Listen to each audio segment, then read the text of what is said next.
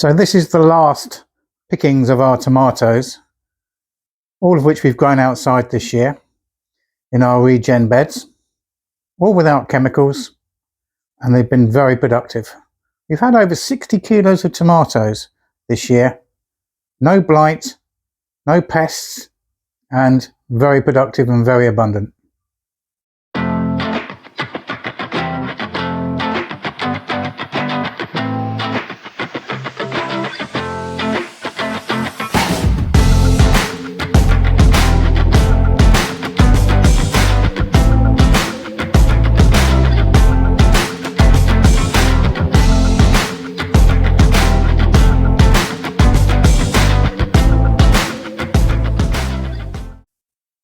To achieve the results that we have with these tomatoes, we've followed our principles of regen gardening.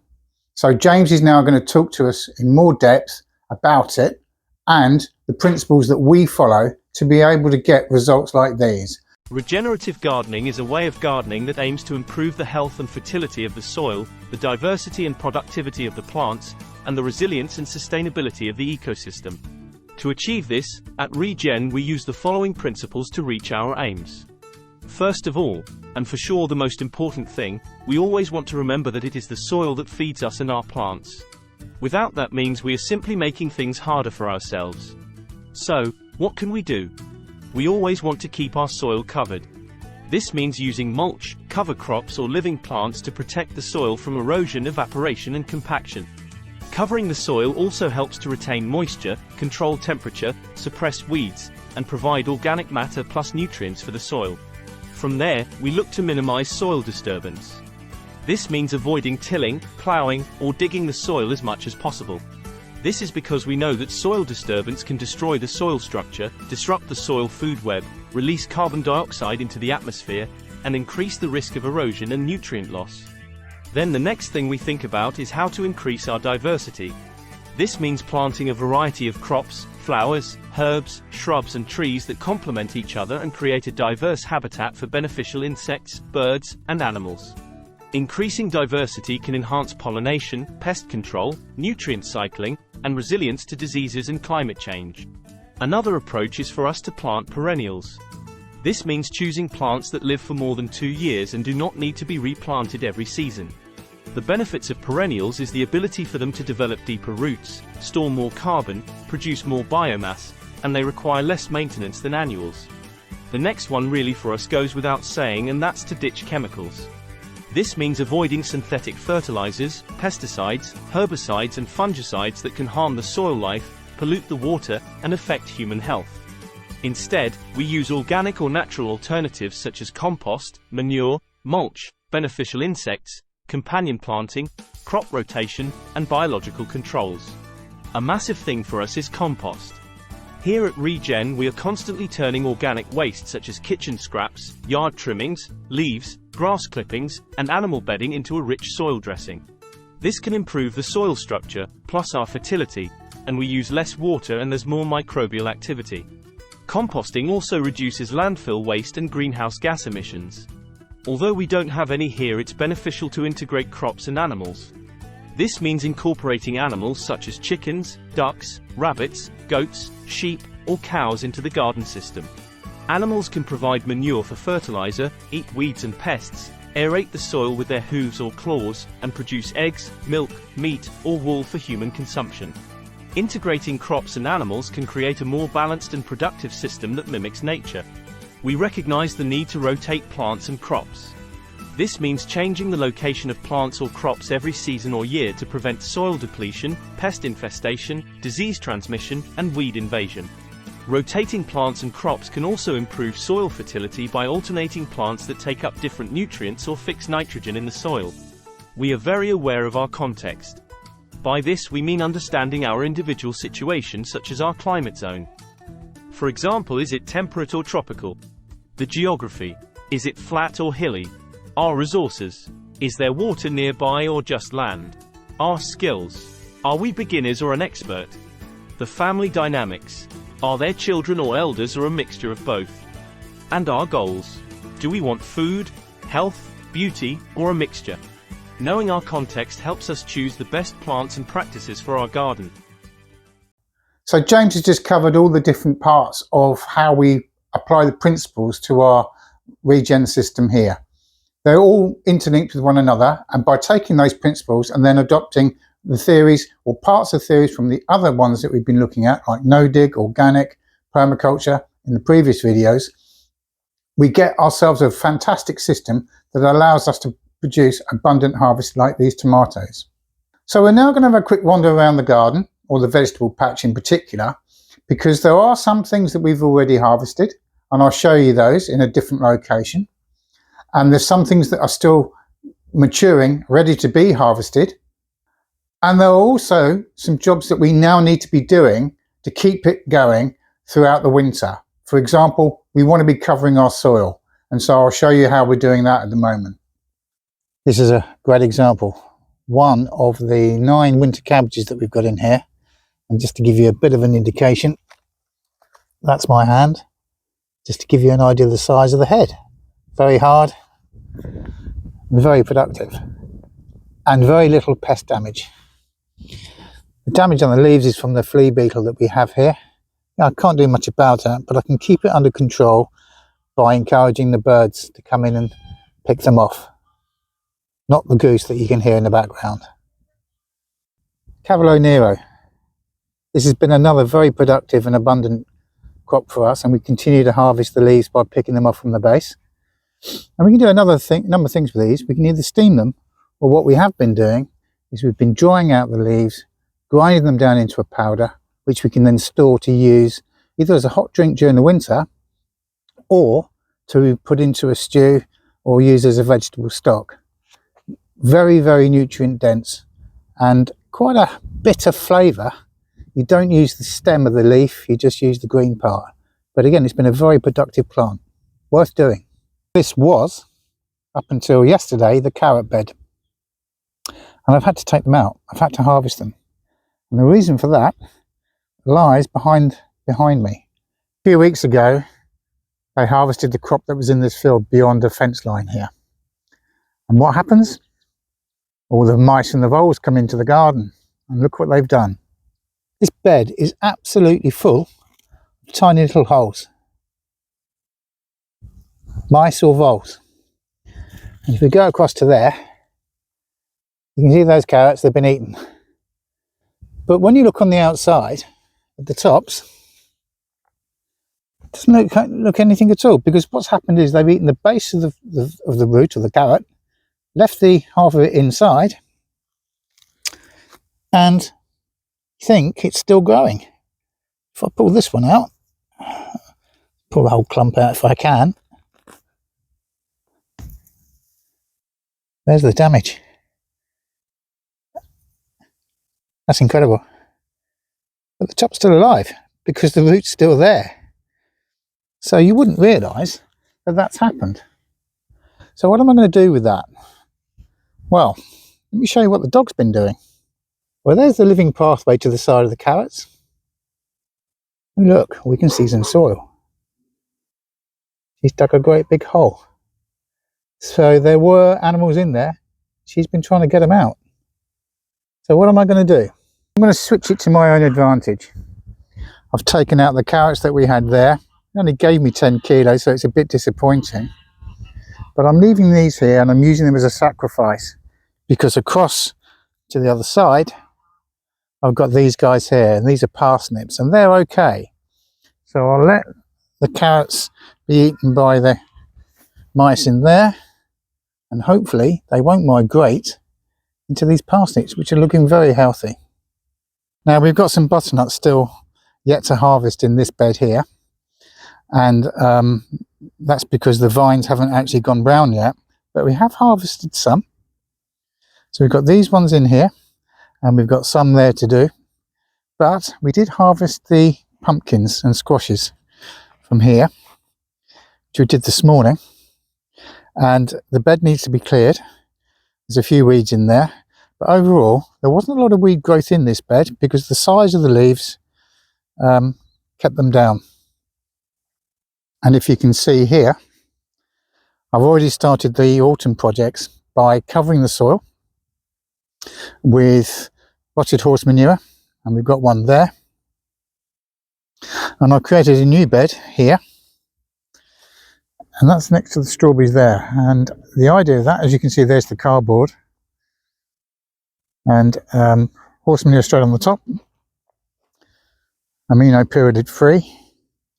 Got a few lizards running around here today. I don't think you're going to be able to make that one out, but and I've got these rogue strawberries here, which I will transplant into that new bed there. So we'll end up with 2 beds of strawberries, a perennial plant, as we've already heard from James all about. Pak Choi is ready to harvest now, and as we take these out, it will reveal the calabrese. Remember, again, these are all regen beds. There's no digging, there's no chemicals or artificial fertilizers or anything like that. Very easy. And I'm even happy to see, I don't know if you can see him. Always try and get a wildlife shot. Where's he gone? Cat. And there we have a ladybird. It's great to see, isn't it? It's amazing what increasing your biodiversity can do. So you can see that we've still got some things to harvest from the vegetable garden there.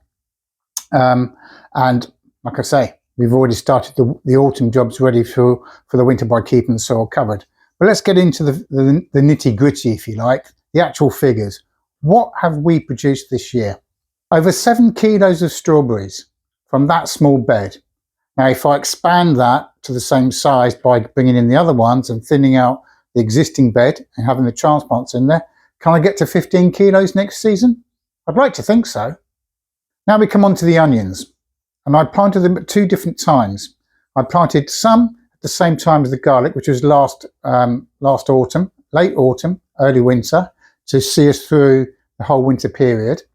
And then I also planted some more onion sets in the end of February, beginning of March. And the total for the onions came in at 15.5 kilos. I had an issue with the sets because they produced a scape, which is the flowering stem that comes out from the actual bulb of the onion itself. So this year, I'm changing it. I'm actually going to grow them from seed. And I won't be planting them before the new year. I'll be planting them towards the end of February. And I'll transplant them out as onions that are multi-sown. 3 or 4 per cell. And we'll see how we get on with that. Fingers crossed it'll be okay. Now, we have been harvesting a few cabbages because they're just overcrowded. You've seen some that we've got up there still. But so far, we've had about 8 to 9 kilos of cabbage. I weigh them before we trim them down, so it's a little bit difficult to say. It's not so accurate. As you've seen, we've still got quite a lot of cabbages up in the patches there. We have fermented some, and we've given a couple away, and we've used one in a minestrone soup recently. And again, no chemicals, we've had no pests, and we've had no disease. So we're doing okay. Regular viewers are going to know that I grew cucumbers, which started off, if you like, as gherkins. So I just put them in the ground as transplants, let them grow, create their vines, and do their own thing. I'll be honest with you, I didn't pick as many as I should have done. The more you pick, the more you get, which is probably why I've come in at just under 9 kilos of cucumber. And again, with those, we've fermented quite a few, and they've turned out very well. And we've obviously eaten them fresh off the vine. But if I'd have picked more, I would have got more. Like most squashes. Courgettes is a great example. Same family. I didn't grow courgettes or zucchinis this year.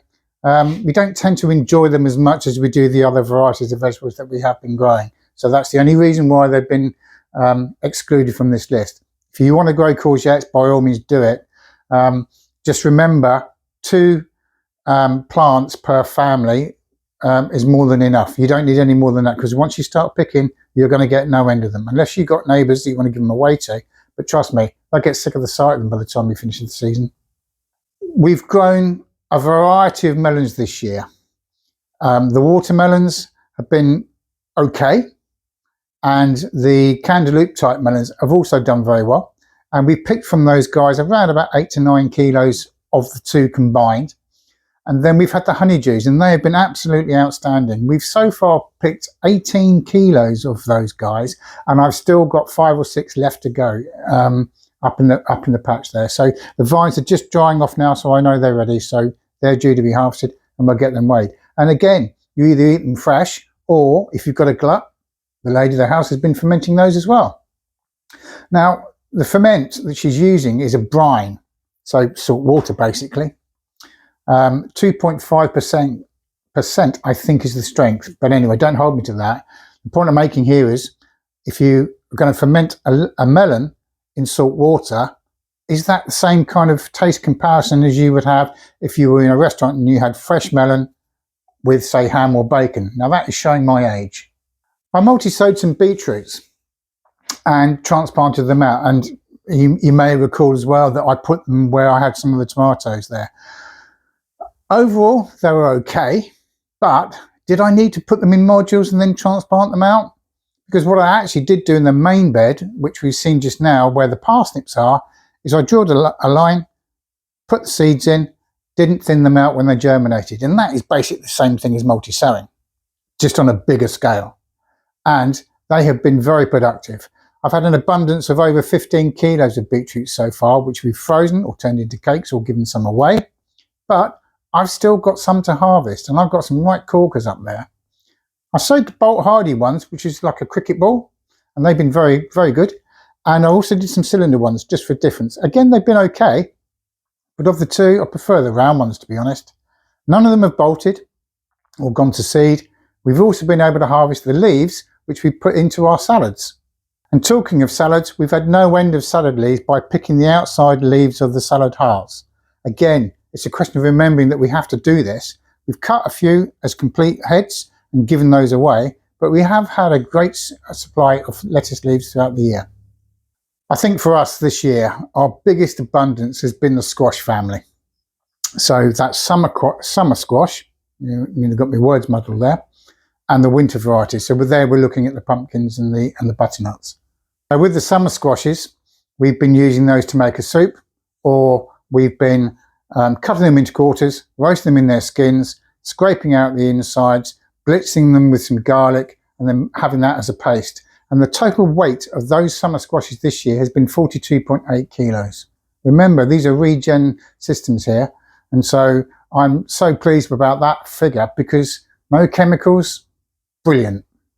Last but by no means least is the winter squashes. Now, I don't tend to weigh those unless there's one massive one and I'm brave enough to do it.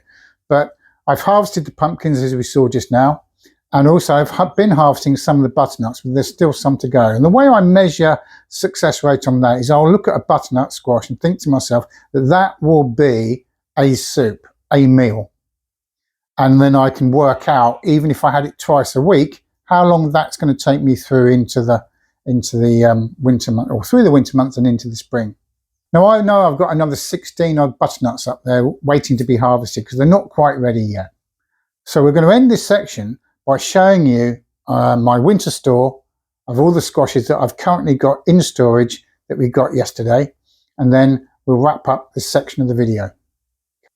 Now I've got some interesting squashes here.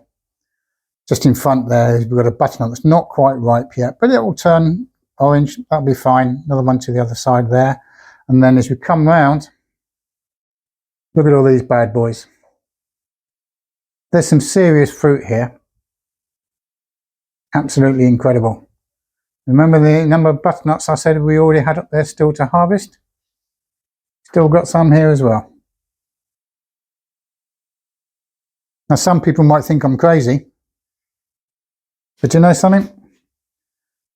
In excess of 100 kilos of fruit without weighing these guys. I mean, we've got to be doing something right, haven't we? I'm not saying that this system is the best. As I've said in the past, and I continue to say, if there was one best thing, we would all do it. Note, as James said, it's all down to our climate and our geographies. I hope you can see that regen is a very easy principle to adopt. It doesn't take much. Keep following the videos on the channel, but one of the biggest keys for you is to be looking after the soil, to feed it. And the best way of doing that, if you can do it, is to make your own compost. And this video here is going to show you how we do ours. But for now, take care, and I'll catch you very soon.